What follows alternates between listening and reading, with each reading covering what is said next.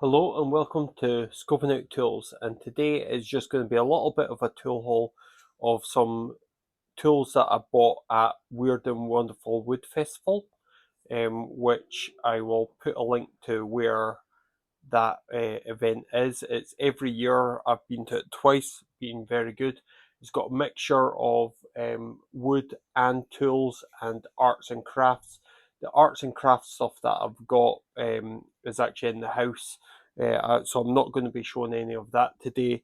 But like I got sort of like wood blanks, so this is a piece of ash, and then a piece of sycamore, just to give stuff a little bit of a play. Again, another piece of ash. This one £2, and yeah, another one for £2 as well.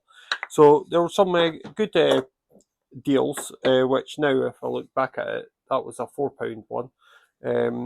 So, but then there was also these smaller ones, which were like 50 pence. And Meranti wood, that's some pear. This one I'm just gonna do something simple, like I'm just gonna run a little router bit through the bottom of it, and then I'm just gonna put a name card or something on it. I think that's quite good. Pieces of oak and cherry, all of them 50 pence each. So then these longer bits of ash, again about £2. I think these ones were coming from possibly the classic hand, classic hand tools. And then I actually bought a couple of chisels, secondhand wood turning chisels. So two bold gouges. They've actually been burnt at the top already, but that was for £15, which I thought was all right. And then this one, that's a little bit of a shorty, but again, this might be good for me to practice on, and that was only a fiver. So I thought that was a bit too good to pass it up. And then this longer one, which has got a lot more life in it, and that was £20. So it's a bit of a mixture. There was obviously some fully priced tools, but also these little pieces, or possibly the pen blanks that I've got, will make use with some other of the second hands. So again, this was £5, I think, of a diamond file set, and yeah, so I'm going to make little handles for that and put those on. And I also just bought again another £5, just another little angle tool. You can never be um, too lost without one. But this one, it's metric on one side and inches on the other. And based on the last project that I did, I'm actually finding that it can be quite beneficial to actually be able to switch between millimeters and inches. Yeah, and then oh yeah, and of course it's still got its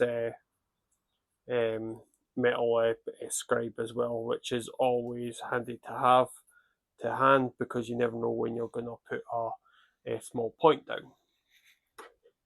Okay, so that was most of the parts that I got, the pieces of wood and that I got from the Weird and Wonderful Wood Festival.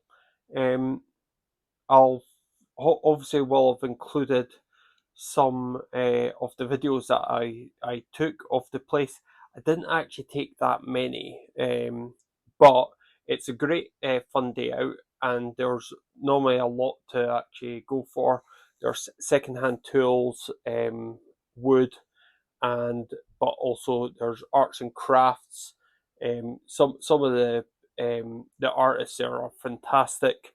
I'll probably put a couple of links to a couple of the favourite artists that I have seen there, and sort of stuff that what they might do.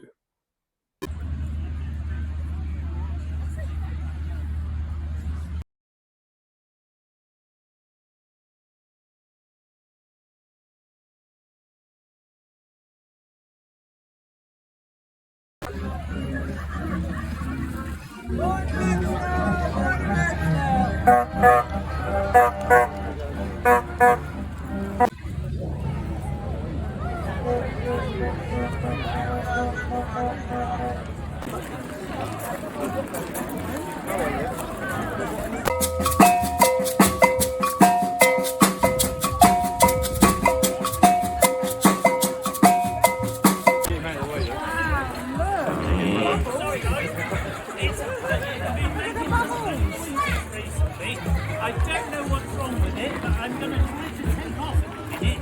Bit of a tricky one. Morning, everybody. Lovely to see you. Just about to take off at some point.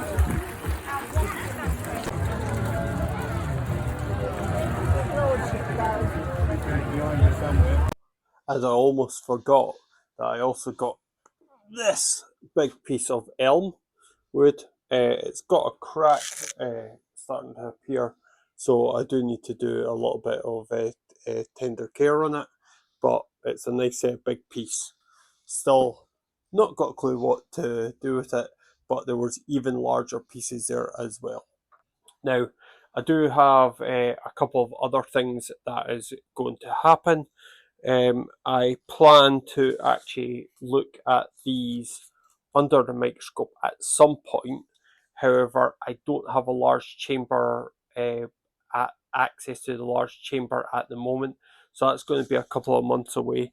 But there's some smaller items that I'm wanting to actually look at, and one of them is the clock that I actually dismantled. That will be coming up and having a look at the different parts of that under the microscope. So that should hopefully be back to giving you seeing something that you might not have seen before. I did also buy a load of bottle openers from Temu. But what do they not tell me? They didn't tell me what the thread size was. So, as far as I can make out, I think they are 3/16 with a 16 course, which is between 8 and 9 millimeters. And so I've got a couple of choices. One, do a drill of 9mm and just stick it in with some epoxy, or two, try and find threaded inserts that would actually allow me to actually screw it in. Now, unfortunately, all my threaded inserts are actually metric. All the threaded inserts that I can actually get in the UK are metric. So the only way that I can get the imperial ones is back to Temu, and I think there was one seller that actually did give these threaded inserts. I don't drink beer, so this is going to be a lot of gifts for people. Anyway, thank you very much for watching, and I should hopefully have some more videos coming up, and I'm going to be trying to get back to the back on the microscope to sort of show you things that you might not necessarily have seen before. There was a really good comment on my last chisel video about maybe setting this up a little bit better, and I am going to take that on board, and I'm probably going to do a restoration of a chisel to actually see it, so that you can see what it looks like as you cut, before, after, during, whatever, and hopefully you can get an idea of where the slices actually benefit to. On top of that, and I know this is at the ramble stage. On top of that, I just watched a really good video. I'll link it below as well, on where they did a lot of the angles of the wood plane, and about showing the different approaches, how it cuts differently. I'd quite like to do that as well, of showing the effect of maybe angle and distance on the cut as well, or distance of the chip breaker. If you watch that video, it'll make sense what I'm planning. And yes, and then, oh yes, and also one of the small purchases that I made at the Parkside was these little diamond milling cutter bits, and I have lots of stones in the back garden, so I'm hoping to actually have a play about going, how good are these at making little patterns on the stones. I think that's probably it for now. So thank you very much for watching. Bye for now.